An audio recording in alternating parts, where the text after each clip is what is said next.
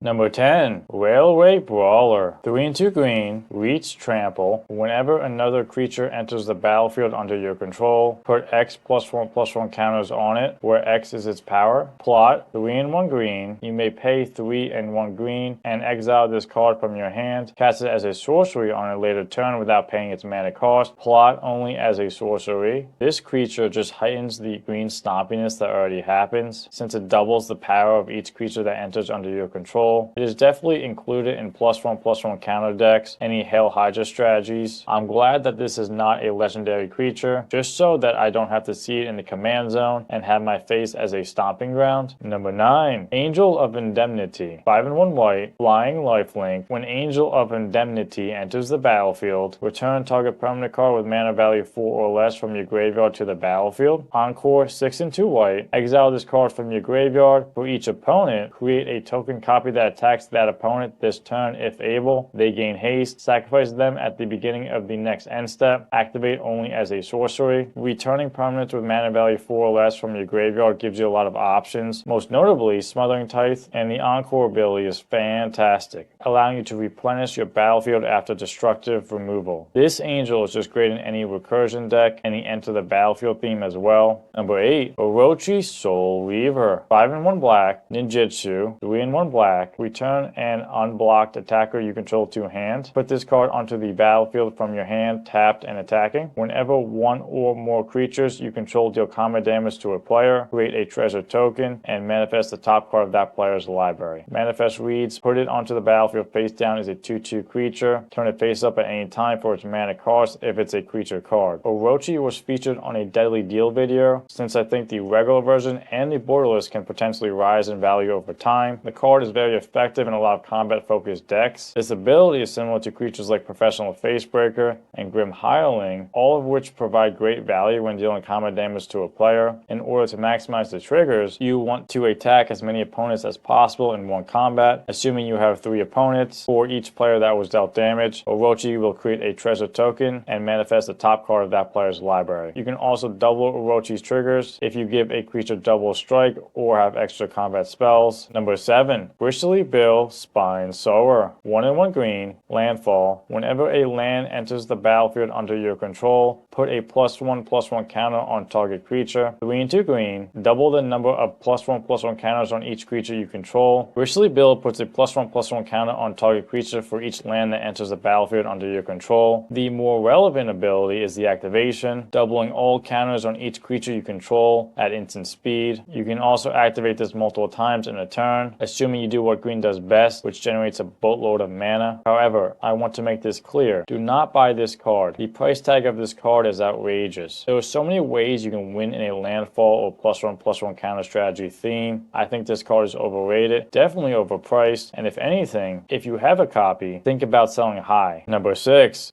Final Showdown. 1 white, instant, spree. Choose 1 or more additional costs. +1, all creatures lose all abilities until end of turn. +1, choose a creature you control. It gains indestructible until end of turn. +3 and 2 white, destroy all creatures. Instant speed board wipes are not too common in Commander. This showdown has the spree mechanic as well, so even if you don't want to destroy all creatures, you still have other effective options like disrupting an opponent's turn with creatures losing all abilities, or giving a creature protection with indestructibility in response to an opponent's removal, or before you destroy all creatures, since Final Showdown does resolve from top to bottom. Number 5, Smuggler's Surprise. Instant spree. Choose 1 or more additional costs. +2, mill 4 cards. You may put up to 2 creature cards from your hand onto the battlefield. +1, creatures you control with power 4 or greater gain hexproof and indestructible until end of turn. This card is very versatile in a lot of situations. It can provide creature protection, card advantage by putting lands or creatures into your hand. The most impactful ability in my estimation is the +4 and 1 green. You may put up to 2 creature cards from your hand onto the battlefield at instant speed, so it allows you to cheat in creatures without the opponent really expecting it, which can be effective on blocks as well as on the opponent's end step before they pass the turn to you, given the creatures that you put onto the battlefield from your hand essentially haste on your next turn. Number 4, 3 steps ahead. 1 blue, instant, spree. Choose 1 or more additional costs, +1 and 1 blue, counter target spell, +3, 3, create a token that's a copy of target artifact or creature you control. Plus 2, draw 2 cards, then discard a card. 3 Steps Ahead is just a very tempting card to add in a lot of decks. Players will have to ponder whether they want to keep a 2-mana counterspell in their deck, such as an Arcane Denial, or play a 3-mana counterspell like 3 Steps Ahead, which gives you other options throughout the game. Making a token copy of target artifact or creature you control is strong as well in certain deck strategies. Those are the 2 most relevant abilities, but the draw 2 and discard 1 is nifty as well, in case you need to optimize your hand better. Number 3, Cabal Profiteering Mayor. 1 white-black. Whenever 1 or more tokens enter the battlefield under your opponent's control, for each of them, create a tap token that's a copy of it. This ability triggers only once each turn. Whenever 1 or more tokens enter the battlefield under your control, each opponent loses 1 life and you gain 1 life. This human advisor gives you a good chance to profit off your opponents. Not only is it just 3 mana to allow you to cast it early on in the game, but the fact that token strategies are so common these days in Commander, there's a good chance at least one of the decks at the table will have token synergies that you could potentially copy. The copy effect triggering only once each turn is a downside. With that being said, Cabal still generates good value throughout the game, and if an opponent creates tokens all at once, and if it's the first trigger of that turn, you'll get all those tokens as well. So the opponents will have to play around this ability to not give you insane value. If you are concerned with the ability triggering only once each turn, you can play cards like Cloud Shift that flickers Cabal, which will reset the once per turn clause. Number 2, Calamity Galloping Inferno. 4 and 2 red, haste. Whenever Calamity Galloping Inferno attacks while saddled, choose a non-legendary creature that's saddled this turn and create a tapped and attacking token as a copy of it. Sacrifice that token at the beginning of the next end step. Repeat this process once. Saddle 1. This horse mount is priced as a bulk rare that no one plays. As I read the ability over and over again, I began to realize this creature has game-breaking potential. Since the card reads repeat this process once, a non-legendary creature you choose that saddled Calamity this turn will be copied twice. Therefore, having double enter the battlefield triggers potentially generating a lot of value. The fact that Calamity has haste makes this card much more playable since it is an attack trigger. Number 1, the Gitrog Ravenous Ride. 3 black green, trample haste. Whenever the Gitrog Ravenous Ride deals combat damage to a player, you may sacrifice a creature that saddled it this turn. If you do, draw X cards, then put up to X land cards from your hand onto the battlefield tap, where X is the sacrifice creature's power. Saddle 1. Gitrog is just a monster of a card. It's like ramping on steroids. Not sure why the designers decided to give this card haste. I feel like that just makes the power level of this card way too high. All you need is 1 beefy creature, an opponent that can't block effectively, cast Gitrog, saddle that creature, assuming that creature you saddle is an 8/8. Once you have punched the opponent's life total, which is easy to do with trample, sacrifice the 8-powered saddled creature. You will then draw 8 cards, put up to 8 lands onto the battlefield tapped. These lands don't even need to be the ones you draw this turn from Gitrog's ability. You can have these lands already in hand, ready to go. There's a good chance you'll just jump way ahead in the game by the large rampage that happens.